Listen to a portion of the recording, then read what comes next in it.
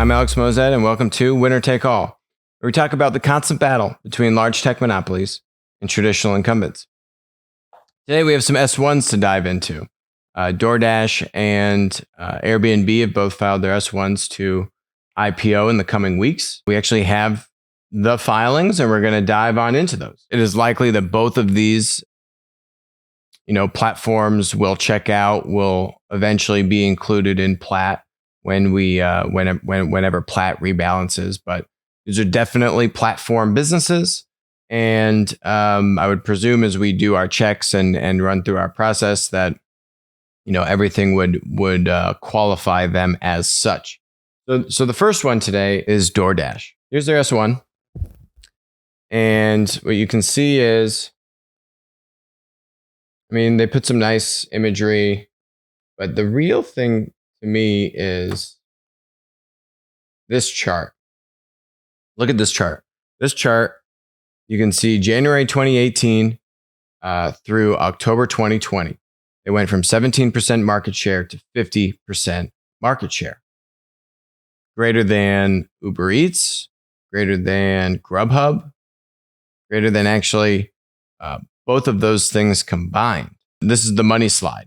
If I'm the DoorDash executives, that's why it's on page 3, is because clearly what they've been able to do over the past few years is pretty impressive.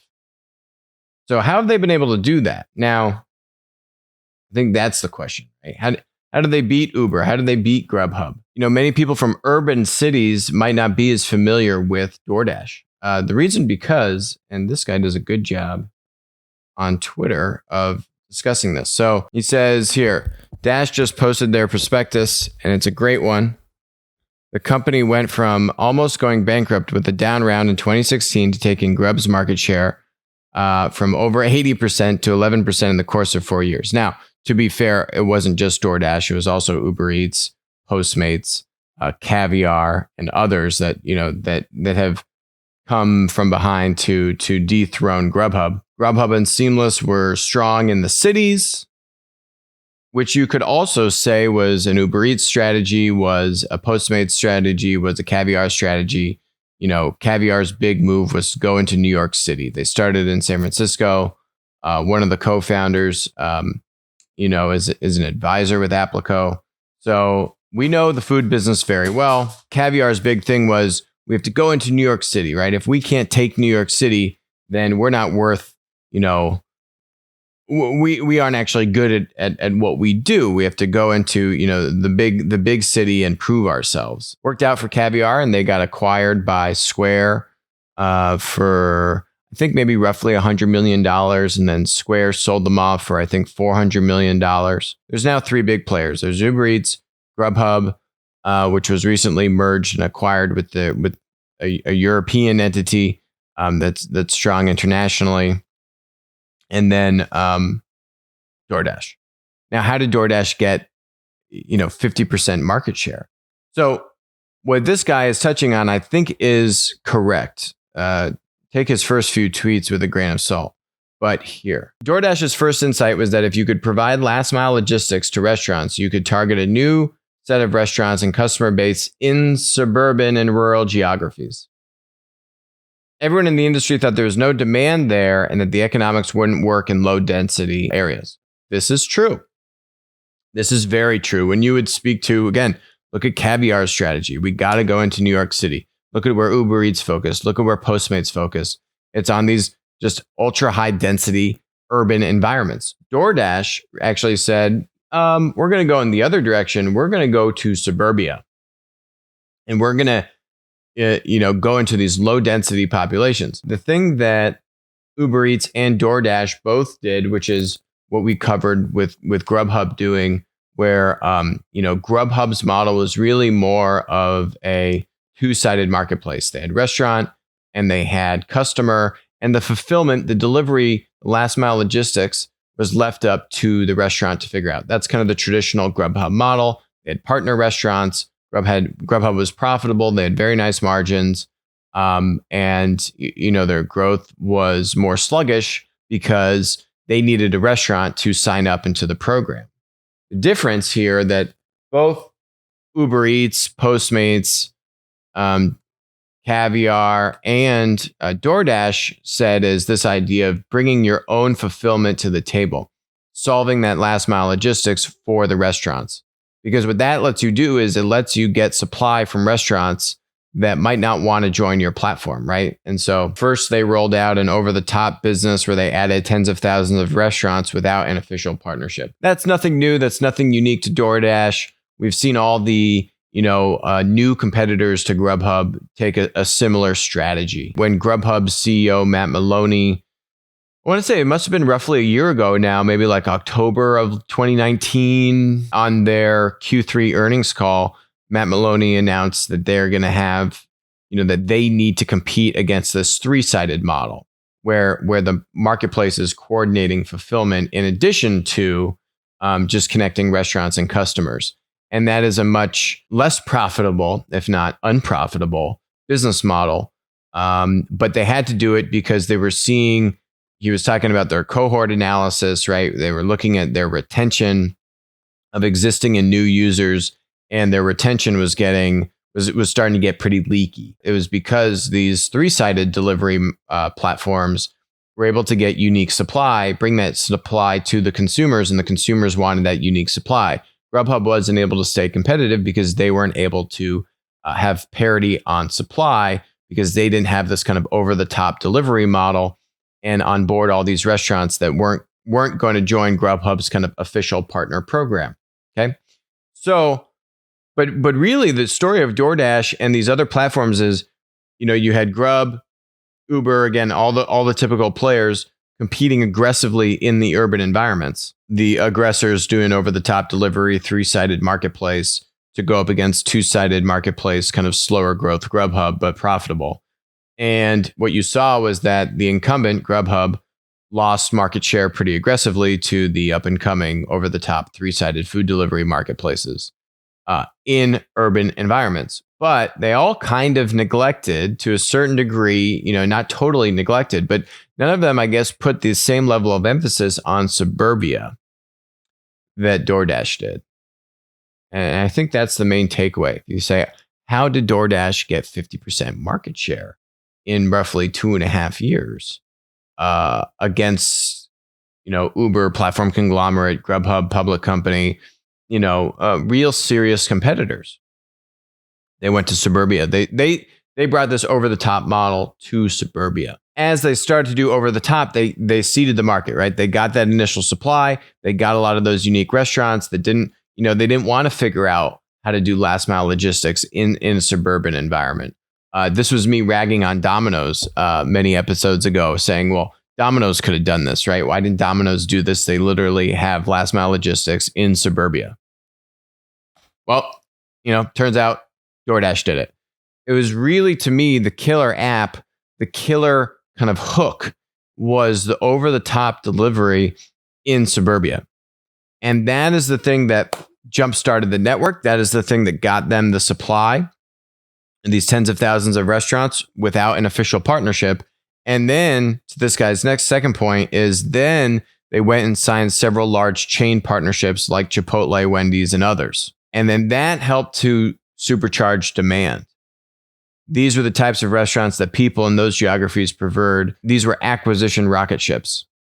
Once they had the best restaurant selection, they started executing brilliantly on national brand and performance marketing campaigns, including with their chain partners, right? So doing like co-opted advertising with these large chains, and and it's kind of an outside-in strategy, right? They started suburbia, they started more in rural areas, and now they got all that scale, and now they can go and siege the urban, the urban geographies. Guess who bought Caviar for $400 million? This was August of 2019. DoorDash did, right? And I think the interesting thing there is that DoorDash was saying, hey, we're getting really strong traction in suburbia. Caviar, owned by Square, Square made some money, $200 million, not bad. But they weren't in the fight for the long haul on food delivery. And Caviar had and still does have pretty decent penetration in urban environments. So I think, Caviar, was the beginning of where you see now DoorDash going more aggressively into urban and high density populations, bringing some of that existing. Caviar still does, has a lot of those really nice kind of specialty restaurants in urban environments.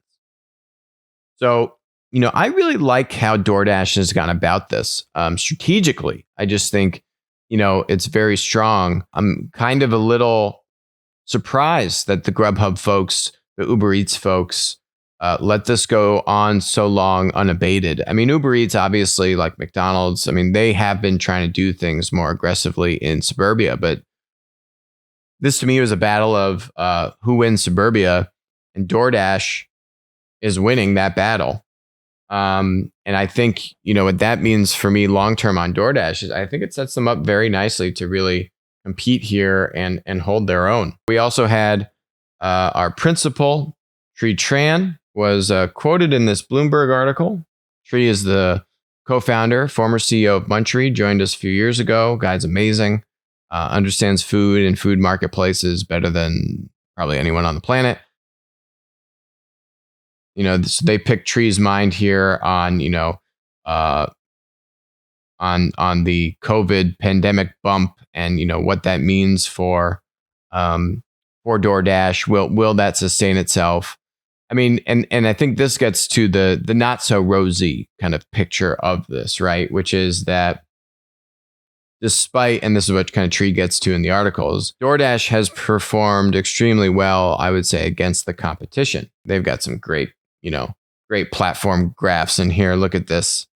Network effects, supply side network effects. Look at this, right? Ben Thompson would not like this chart right now. More merchants equals more consumers. Look at that little self-fulfilling prophecy there. The power of supply side network effects, right, is it cannot be understated. So there's a bunch of really good material in here. But let's jump to the numbers.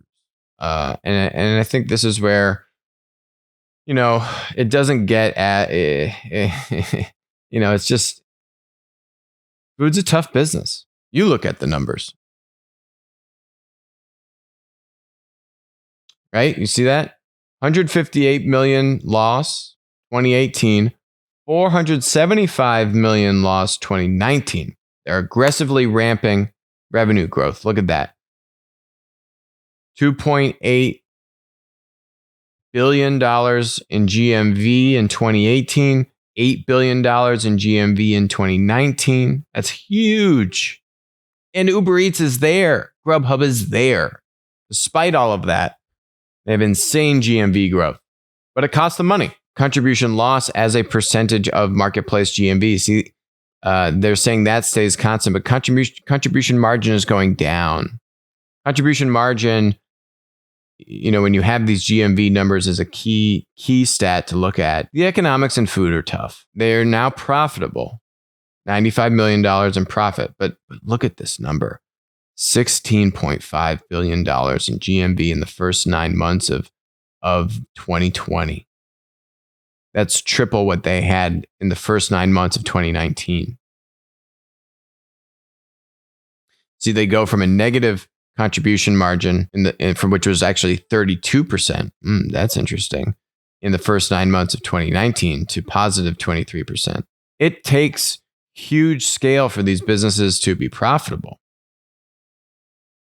Clearly. And because of the COVID bump, and this is what Tree was getting at in that article, you see DoorDash just barely profitable with insane growth, right? Like more than doubling their 2019 GMV in just the first 9 months of this year. Why? Because of COVID. So, the question is, how long are you going to have that level of just that increase, that huge demand increase? How long is that going to stick around for? That's one solving function. And then, are you going to be able to keep as strong of a dominant position in suburbia while also penetrating into urban, more dense environments? I mean, that really is the question here for DoorDash. We will see where they price this, because that's obviously the magic. And again, DoorDash, does not have. It's not a platform conglomerate. This is their be all end all food delivery. We'll see where they price it, and I can give you a better perspective on if I think it's well priced or not. But I would say, in terms of the DoorDash management, I would say strategically, them executing on a strategy, outmaneuvering very formidable competitors, I give them A pluses. It really is impressive what they've done. See where the pricing comes in, and just the food market is a tough industry. But again, just from this analysis, I would give the management very strong marks. Next topic. Let's look at Airbnb. So Airbnb just filed, I think, Monday night. And, I'm sure everyone knows the story of Airbnb. Let's go to the money slide. Okay, this money slide is not as pretty as DoorDash's money slide. This is page 11. They don't have a page 3 like this is page 10. They don't have a page 3, banner slide that you're like, wow, okay, good job, guys. This slide is a little bit more muddied, and rightly so. The key thing here is gross bookings value. Okay. October, 3.4. $3.4 billion in gross bookings. So this is their version of GMV. 3.1. This is November, December 2019. 4.7 in January. 4.0 in February. Bam, COVID hits. 2.0 in March. 800 million in April. And then May, 2.2 billion. June, 3.8. July, 3.8. August, 3.4. September, 3.1. When you read through the narrative on this, in this S1, what you'll see is that you have Airbnb management saying, hey, look, we're pretty much back at like pre-pandemic levels, right? Hey, we're back at 3.8, 3.4, 3.1. Interestingly, they don't show you this level of breakdown. They just give you 12 months. They don't show you the trend line pre-October, right? What was September, August, July of 2019? I don't know. Great question. They're not going to show me.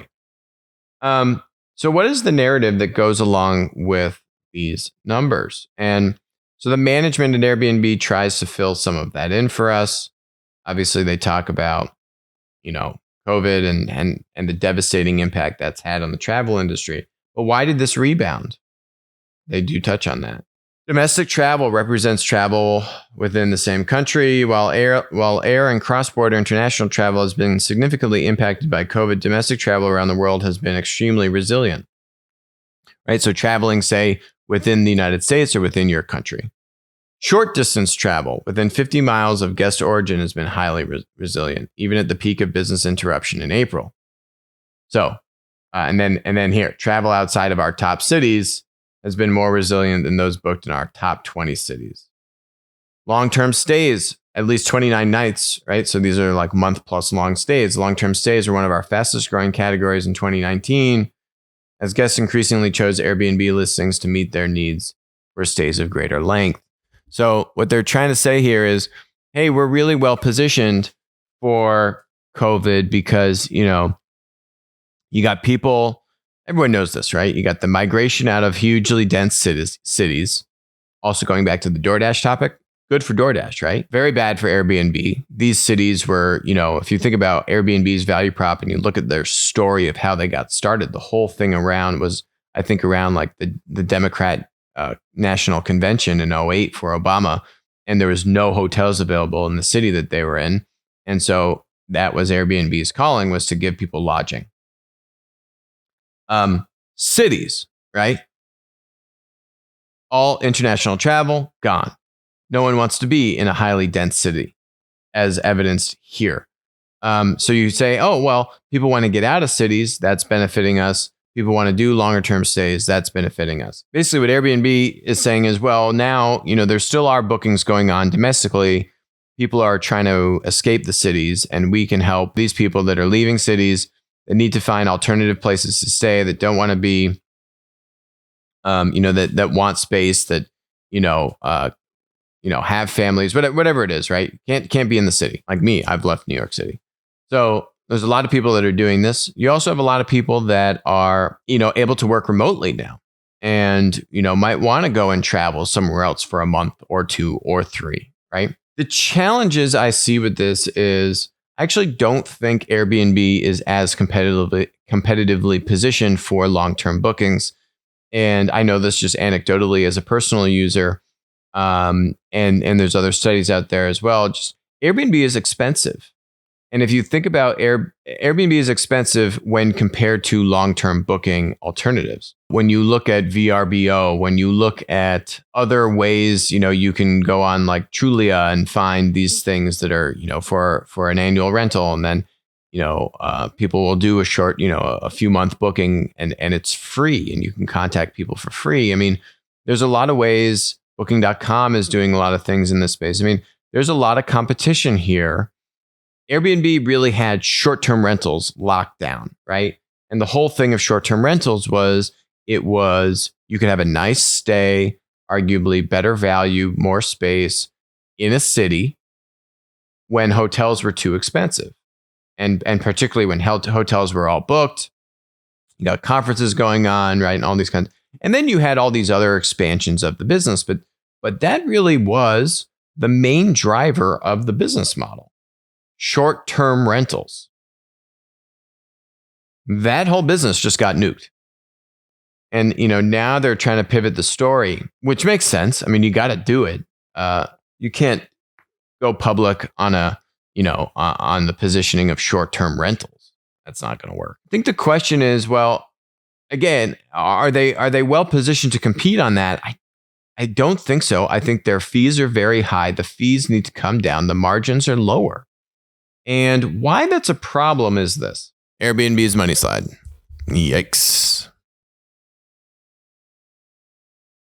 2017, losing $70 million. 2018, $16 million.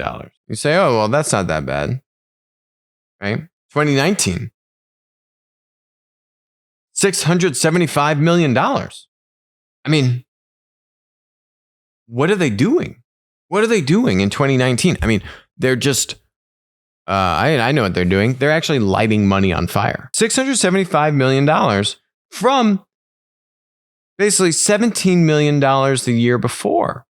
And their GMV basically grew, or their revenue, not even GMV, their revenue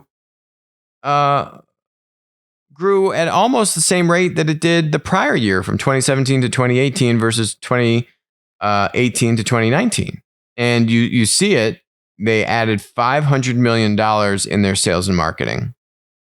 They added $400 million in product development. And you compare that to the increase from 2017 to 2018, right? They added $250 million in sales and marketing. They added $180 million in product development. They went crazy. Their costs got out of control. And boy, did that come back to bite them.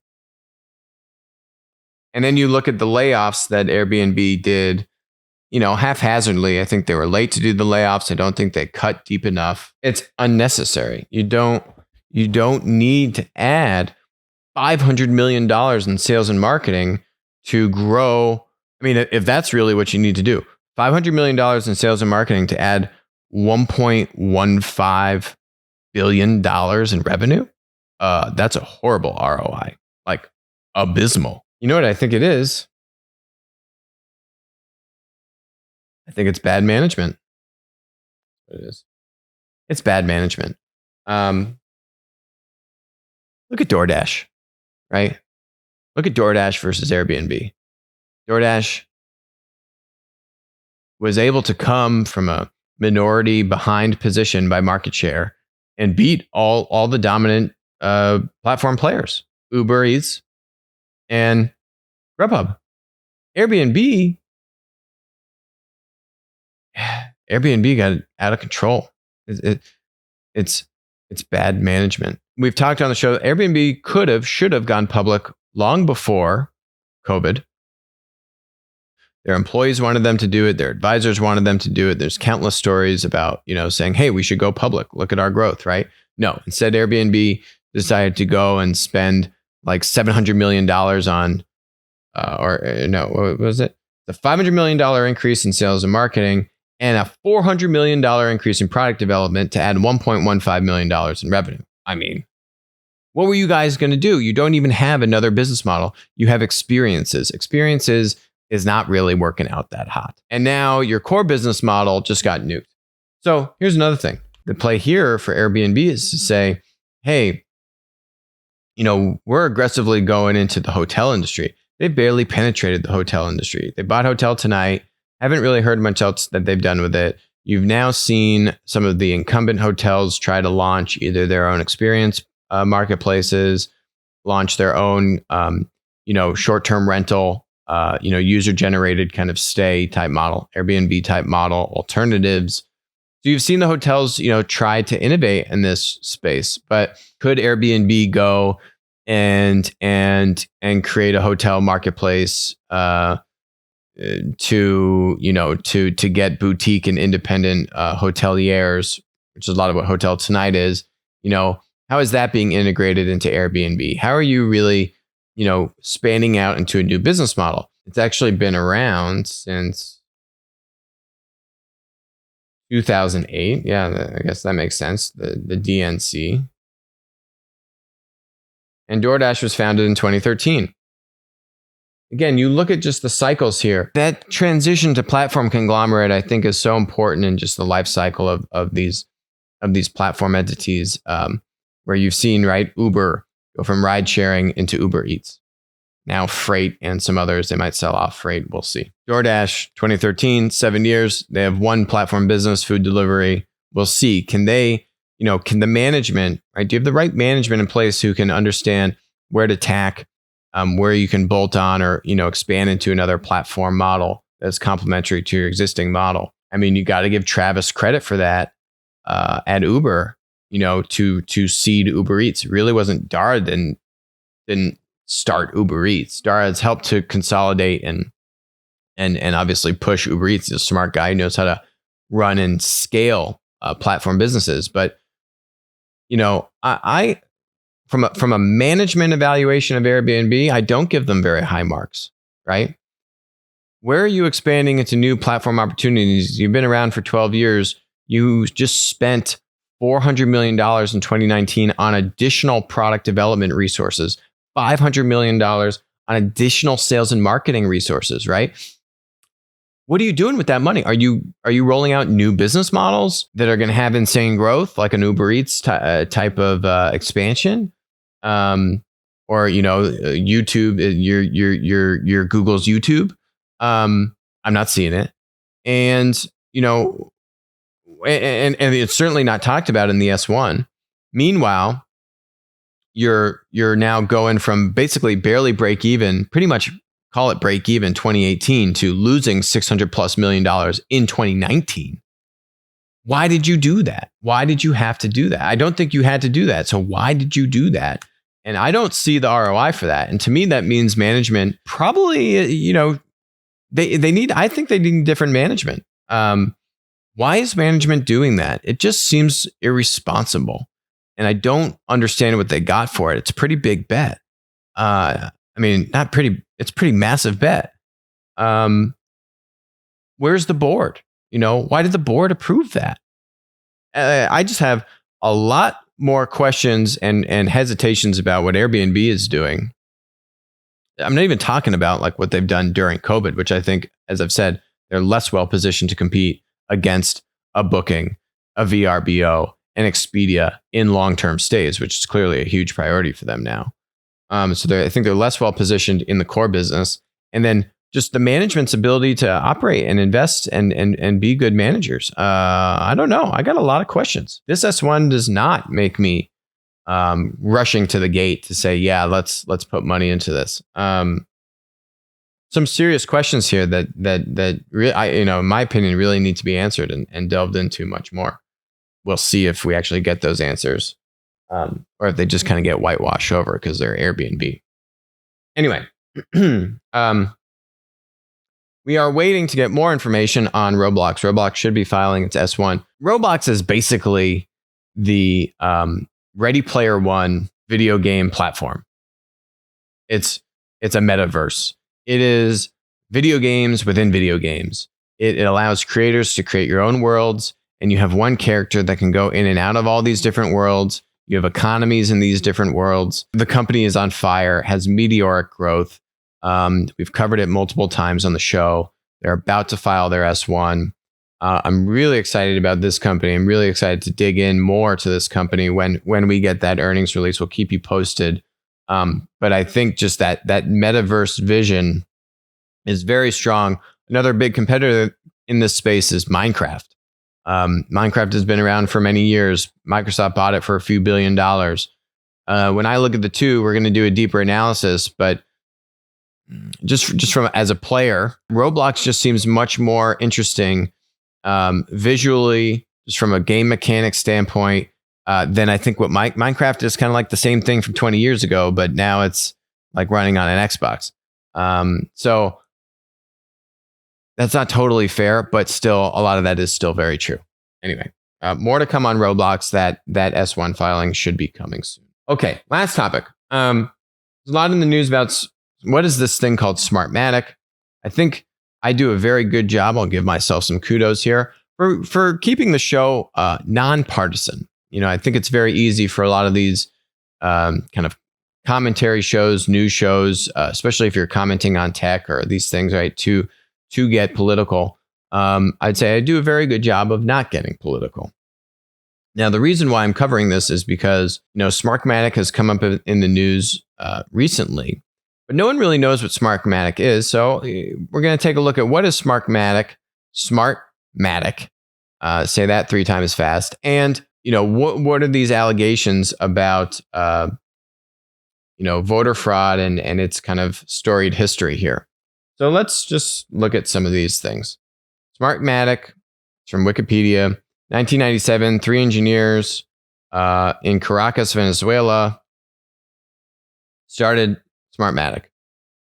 Started in April 11th, 2000. Here's the elections that it's been used in.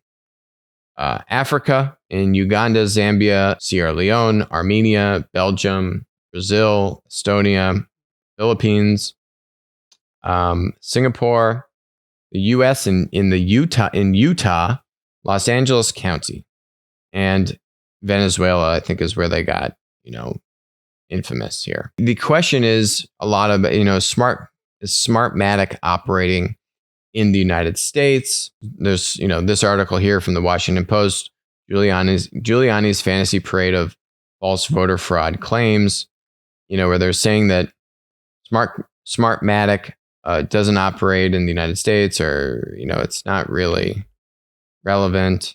Sequoia is the key thing to look at when it comes to this Smartmatic conversation. Smartmatic in 2005 bought Sequoia Voting Systems, which had contracts in 17 states, but it sold Sequoia in 2007 after an investigation was launched by the Committee on Foreign Investment. That's the CFIUS. We talk about CFIUS all the time. And then Dominion eventually purchased assets of Sequoia in 2010. Dominion and ES&S are 2 of the top voting system companies in the US. I've reached out to both of their CEOs to come on the show. They have not wanted to. A lot of people are saying, hey, Smartmatic has been used in foreign elections. I don't know by who, but to influence the voting in those countries. The interesting thing to me is take Smartmatic out of the equation. I'm the CIA. I absolutely have a tool, whether it's Smartmatic or another tool. I absolutely have a tool to influence elections in other countries. I mean, that's literally the purview of the CIA. Like, that's partially why I exist. I went back and I was, looking around, and here's this article written by this lady, Jennifer Cohn, attorney and an election integrity advocate. I don't know exactly where she stands, but I actually think, if you read through the whole article, she is not coming at this from a pro-conservative perspective. This article is from January of 2018. That's why I put a lot of faith in this article versus a lot of the other things that are on the internet. And here's the interesting thing. What she says is Sequoia was acquired by Dominion Voting Systems in 2010 and Smartmatic. And so what she starts to go into is the relationship between Sequoia and Smartmatic. She talks about these CIA agents in here who are saying that the election was rigged for Chavez and using this software. Not saying if the CIA was involved, but the CIA is saying, hey, this happened. The concerns over Smartmatic's acquisition of Sequoia triggered an investigation in the US. That's back in 2006. One of those states was New York. In 2008, revealed it had found problems with 50% of these ImageCast optical scan machines that Sequoia's voting systems has delivered to the state so far. In 2010, a Canadian company called Dominion Voting bought Sequoia and some of the assets of another major player. I discussed both Smartmatic and Dominion, a privately held company, in further detail later in this article. What I can surmise from this is that there is voting software on these machines. Some of that voting software is built by the machine manufacturer, and some of that software is provided by other third parties, companies like Smartmatic. There's some kind of coupling of Smartmatic with Sequoia, and then Smartmatic apparently got out of it, and then Dominion came in and took it over. And, I think that's where all of this gets kind of intermingled.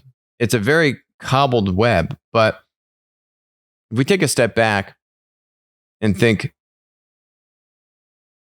can voting software be hacked and corrupted? Take out whether it's in the United States or not. I think internationally, absolutely. I think this is actually what the CIA is designed to do. And if you look at the countries that Smartmatic operates in internationally, those countries seem like great targets for the CIA to go after. This is literally the purpose of the CIA, right? To kind of have our soft power tinker in elections. It's literally out of a spy novel, which is based in truth, because this is what the CIA does. I think the question now is, how cleanly were these things divested? Was this software actually used in the US? Was it compromised? I don't know. But certainly, if this stuff is brought to the courts, ultimately, that's the beautiful thing about the United States, is that we do have 3 branches of government. We have a system of checks and balances. And I think that's what makes our system of government the best in the world, is that the system has worked pretty well over the past few hundred years to keep the other branches of government in check. And ultimately, this is going to the judicial branch, and we'll see where this all nets out. But I think, to me, the interesting thing is the idea of I hadn't really thought about it before, but the idea of elections being hacked internationally. Just stick on that point. Has the U.S. been involved in helping to hack the election counting internationally? I don't have evidence. I don't have some insider source, but I would tell you 100% the U.S. has absolutely influenced elections internationally. That is the whole purpose of the CIA, and what all these government agencies get billions and billions of dollars for and don't have to, document what they're using the money for. This is what we, the US, went after Russia and to a certain degree China in 2016 for influencing our elections. The US is absolutely guilty of doing this abroad. I think the question here, which is a huge claim, is, have the chickens come home to roost? Have the transgressions that we have brought abroad to kind of get our will and influence our will abroad, have these same tools actually been used back in the United States against us through some, interesting cobweb of what company owned this and what software was commingled into that. And fortunately, we have a court system here, which if the evidence is presented, we'll be able to look at the evidence and decide if that is actually the case or not. Right? You got to have proof, and you got to show these things. But I think the damning or the really powerful takeaway for me is when you look at the role of technology. We've talked a lot about like platform monopolies from the CCP, right, and how the CCP can use these Chinese tech monopolies to influence how people behave in China, and now in certain degrees outside of China, right? They can use these platforms to help impose their will abroad. Voting software, if you have platform tech monopolies that have huge power, you got to put voting software right up there on the list of saying, what is the role of government and how neutral is the voting software? Because if the voting software is influenced or biased or, in cahoots with the government, and that's kind of where Smartmatic really, I think, had its name tarnished with Venezuela. And that's where the CIA agents were saying it was used to influence these elections in Venezuela. That's not good. Then you shouldn't be using that software. Just like, people in the United States shouldn't want to be using Chinese platform monopolies to manage their money or have their communications or, see their location and all these kinds of things. So it goes all in the same bucket, in my opinion. It's something that I guess hasn't really been a topic of discussion in the United States, right? Voting software, who owns it? Where does it come from? What are the affiliations and all that kind of stuff? But I guess it will now. Here's the last thing that to me, I thought was interesting. And this is just off of the Wikipedia here. So you got this guy, Peter Neffinger, who's the chairman of the Smartmatic system. This guy, also on Wikipedia, was in the U.S. Coast Guard. I thought this was like started by Venezuelans and was influencing the Venezuelan election. Interesting. You got this guy here, and this to me is the part that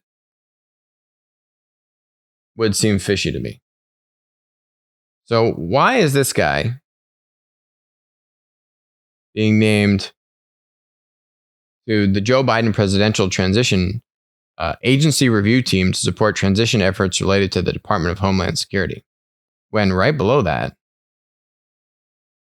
he's the chairman of the board of directors of Smartmatic, a multinational company that specializes in building and implementing electronic voting systems, which have been, I think, pretty much proved to account for fraud, at least internationally. Not saying here in the US, but at least internationally, it's pretty much proven. It's on Wikipedia. Wikipedia does not prove things. But if you look at the other articles I was referencing, other testimony, things going on in Venezuela, that's why the U.S. kicked Smartmatic out, 10 years ago, right? Was for those allegations. So it just seems odd to me. Why do you have these two things commingled?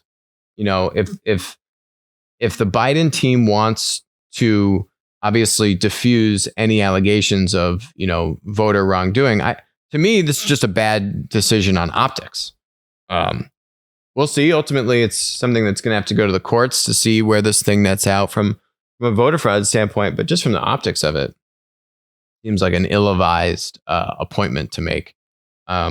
Very much so too close to home. I wouldn't be surprised if they, actually got Peter off of the transition team now that I think this stuff is coming to light. Just doesn't look good. But we'll see. Anyway, voting systems abroad and influencing elections. I mean, it's a CIA novel, but that's what the CIA does. So hopefully this has not come back into the U.S. We'll see. It's up to the courts. But certainly abroad, the U.S. does this. And I'm sure many large defense spy agencies are doing similar things, right? This is kind of the art of spy war. But kind of an interesting thought. Anyway, that's where we'll leave it today on Winner Take All. Thanks for joining us. Talk to you later.